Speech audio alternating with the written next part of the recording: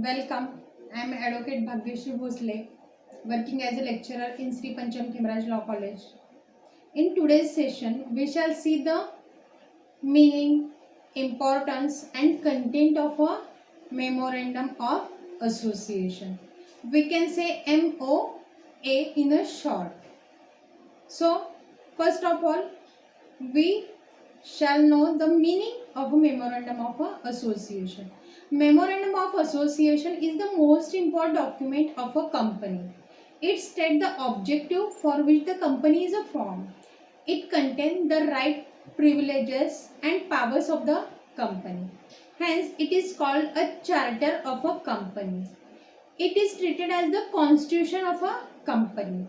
It determines the relationship between the company and outsider. The whole business of the company is built up according to the Memorandum of Association. A company cannot undertake any business or activity not stated in a memorandum. It can exercise only those powers which are clearly stated in a memorandum. So, we shall see the definition of a Memorandum of Association. Lord Cairns state that the Memorandum of Association of the company is a charter and define the limitation of a power of the company established under the Act. Thus, the Memorandum of Association is document which set out the constitution of a company. It clearly displays the company's relationship with the outside world. It also defines the scope of its activities.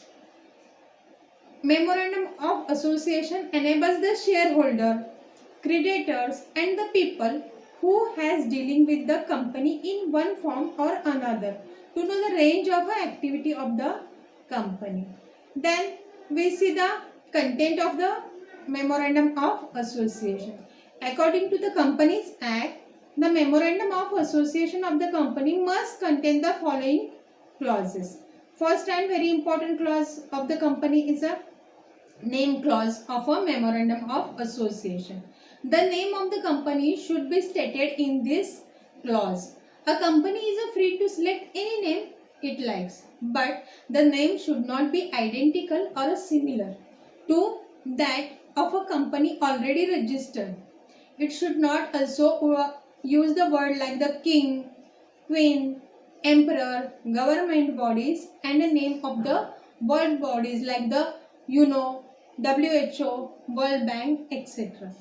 If it is a public limited company, the name of the company should be end with the word limited, and if it is a private limited company, the name should end with the word private limited. Then second important clause of a Memorandum of Association is a situation clause of a Memorandum of Association. In this clause, the name of the state where the company's registered office is located should be mentioned. Registered office means a place where the common seal, statutory books, etc. of the company are kept. The company should intimate the location of the registered office to the registrar within 30 days from the date of incorporation or the commencement of a business. The registered office of the company can be shifted from one place to another place within the town with a simple intimation to the registrar. But in one situation, the company may want to shift its registered office to another town within the state. Under such circumstances, a special resolution should be passed where to shift the registered office to another state. Memorandum should be altered accordingly. Then the third important clause of the Memorandum of Association is the object clause of the Memorandum of Association. This clause specifies the object for which the company is a form. It is registered to alter the objective clause later on. Hence, it is necessary that the promoters should draft this clause very carefully. This clause mentions all possible types of a business in which company may engage in a future. The object clause must contain the important objective of the company and other objective not included above. Then the fourth important clause is a liability clause of a Memorandum of Association. This clause states the liability of a members of the company. The liability may be limited by shares or by guarantee. This clause may be omitted in case of the unlimited company. Then fifth important clause of the memorandum of association is a capital clause. This clause mentions the maximum amount of a capital that can be raised by the company.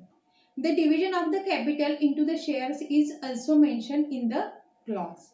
The company cannot secure more capital than mentioned in this clause.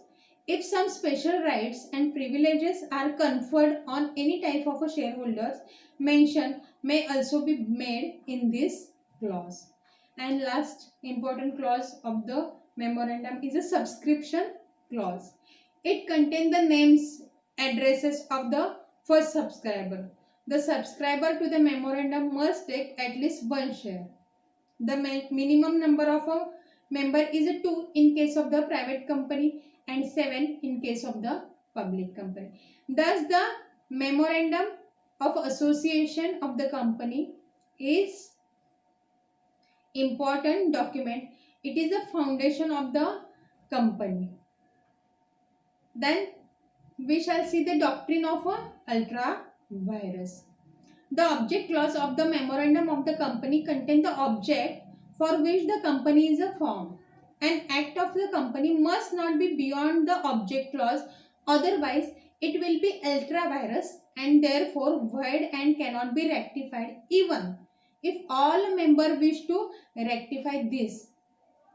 This is called as a doctrine of ultra virus. The expression ultra virus consists of two words, ultra and virus. Ultra means beyond and virus means power. The expression ultra virus means an act beyond the power of the company. Here the expression ultra virus is used to indicate an act of the company which is beyond the power conferred on the company by the object clause of a memorandum. An ultra virus act is a void and cannot be rectified even if all director wish to rectify it. Sometimes the expression ultra virus is used to describe the situation when the directors of the company have exceed the power delegated to them. Where a company have exceed the power delegated to them, where memorandum it is not bound by it because it lacks the legal capacity to incur the responsibility for the action. But when the director of the company have exceed the power delegated to them, this use must be avoided, for it is a part to cause a confusion between a two entity distinct legal principle. Consequently, here the restricting the meaning of a ultra viruses of the object clause of the company. Then we shall see the protection of the creditor, protection of a creditor or a investor. Doctrine of ultra virus has been developed to protect the investor and creditor of the company. This doctrine prevents a company to employ the money of the investor for the purpose other than those stated in the object clause of the memorandum. Thus, the investor of the company may be assured by its rule that their investment will not be employed for the object or the activity which they did not have in a contemplation at the time of investing their money in the company. It enables the investor to know the object in which their money is to be employed. The doctrine protects the creditor of the company by ensuring them that the fund of the company to which they must look for the payment are not a dissipated and unauthorized activity.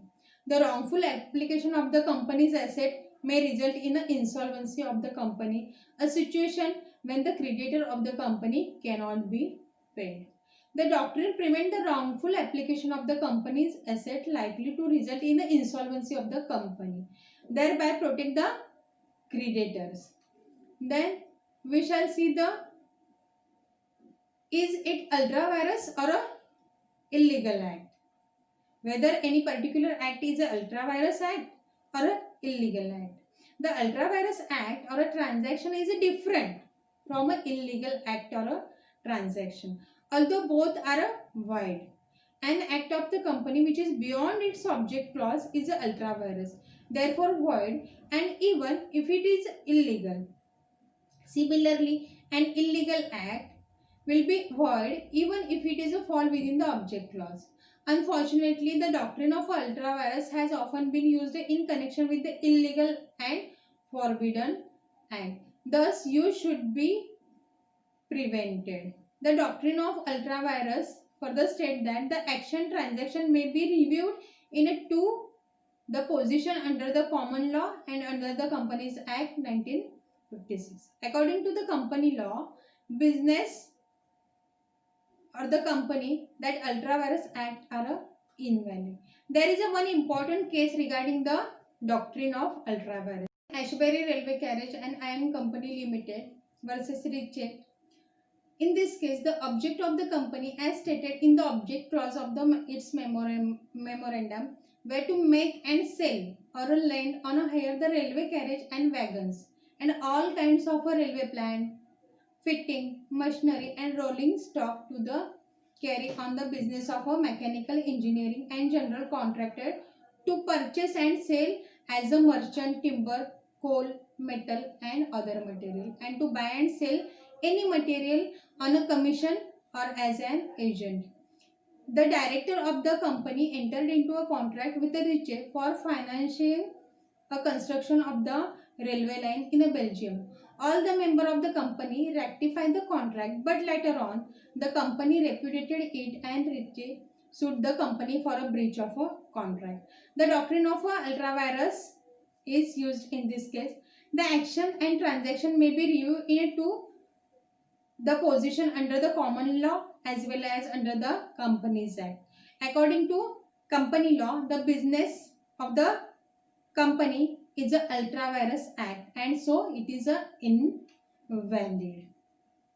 So the issues in this case was created that whether the contract was a valid and if not whether it can be rectified by the member of the company. The House of Lords held unanimously that the contract was beyond the object as defined in the object clause of its memorandum and therefore it was a void. The company had no capacity to rectify the contract. So in this case, the decision was given by the House of Lords and House of Lords held that an ultra virus act or a contract is a void in its inception and it is a void because the company had not the capacity to make any act and since the company lacks the capacity to make such a contract.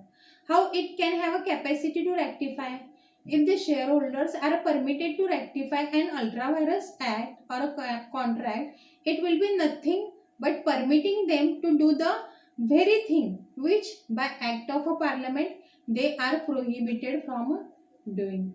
The House of Lords has expressed the view that a company incorporated under the Companies Act have a power to do only those things which are authorized by its object clause of its memorandum and anything not so authorized is ultra virus and a company cannot be rectified or made effective even by the unanimous agreement of the member. So, in the conclusion, we can say that Memorandum of Association is a very basic document, is a primary document of the company, it is a constitution of the company, it is a framework of the company and all these clauses should be prepared very carefully.